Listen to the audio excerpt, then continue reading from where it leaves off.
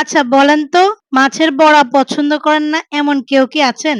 আমার তো খুবই ফেভারিট একটা রেসিপি মাছের বড়া। আমাকে যদি শুধু এই মাছের বড়াটা ভেজে দেয় তাহলে আমার মনে হয় আমি ১ প্লেট ভাত অনায়াসে খেতে পারবো। আসসালামু আলাইকুম, ওয়েলকাম ব্যাক টু মাই সাথীর রান্নাঘর অ্যান্ড ব্লগ। আজকের পর্বে আপনাদেরকে তৈরি করে দেখাবো মাছের বড়া।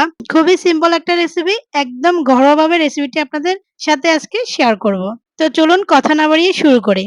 আমি এখানে হাফ কেজি কাসকি মাছকে ব্লান্ডার করে নিয়েছি। আপনারা চাইলে কিন্তু এখানে যেকোনো ছোট মাছ নিতে পারেন। তবে চেষ্টা করবেন এটা ছোট মাছ দিয়ে করার জন্য। বড় মাছ দিয়েও কিন্তু মাছের বড়াটা বানানো যায়। তবে ছোট মাছ দিয়ে বানালে মাছের বড়াটা বেশি টেস্টি হয়। তো আমি এখানে দিয়ে দিলাম হাফ কাপ পরিমাণ পেঁয়াজ কুচি, দিয়ে দিলাম ১ টেবিল চামচের মতো রসুন কুচি, দিয়ে দিলাম ২ টেবিল চামচ টমেটো কুচি, দিয়ে দিলাম ১ টেবিল চামচ কাঁচামরিচ কুচি, আর এখন দিয়ে দিলাম ১ টেবিল চামচ মরিচের গুঁড়া, দিচ্ছি ১ টেবিল চামচ জিরের গুঁড়া, দিয়ে দিলাম ১ টেবিল চামচ ধনিয়ার গুঁড়া, দিচ্ছি ১ টেবিল চামচ হলুদের গুঁড়া।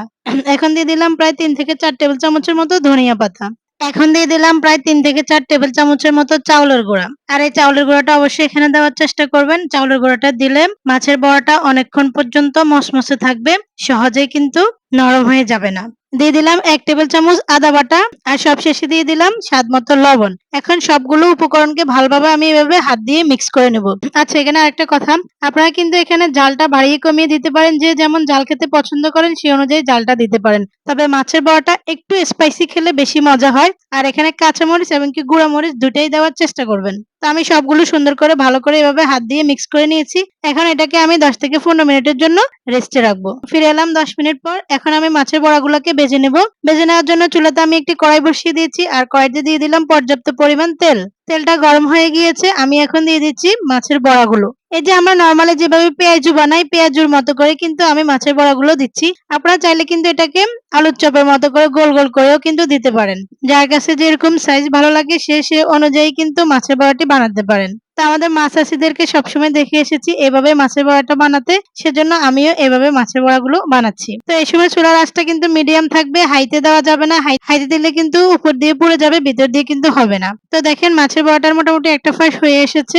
আমি এখন উল্টিয়ে দিচ্ছি। আর এভাবে কিন্তু উল্টিয়ে পাল্টিয়ে আমি মাছের বড়াগুলোকে ভেজে নিয়েছি। এই মাছের বড়াটা কিন্তু এখন প্রায় ২ থেকে ৩ ঘন্টার মতো এরকম মুসমুসে থাকবে। তার একটাই কারণ, আমি যে চাউলের গুঁড়াটা দিয়েছি সেজন্য। এটা আমি আপনাদেরকে পরিবেশন করে দেখালাম। আর দেখেন একটাকে আমি একটু ভেঙে দেখাচ্ছি, ভিতর থেকে একদম পারফেক্ট ভাবে হয়েছে। তো খুবই সিম্পল একটা রেসিপি আপনাদের সাথে শেয়ার করেছি। রেসিপিটি যদি আপনাদের ভালো লেগে থাকে তাহলে একটি লাইক করবেন। আর ভিডিওটি আপনার ফ্রেন্ডস এবং ফ্যামিলির সাথে শেয়ার করতে পারেন। পরবর্তী রেসিপি পাওয়ার জন্য চ্যানেলটি সাবস্ক্রাইব করে রাখবেন। আজকের ভিডিও এই পর্যন্তই। আল্লাহ হাফেজ।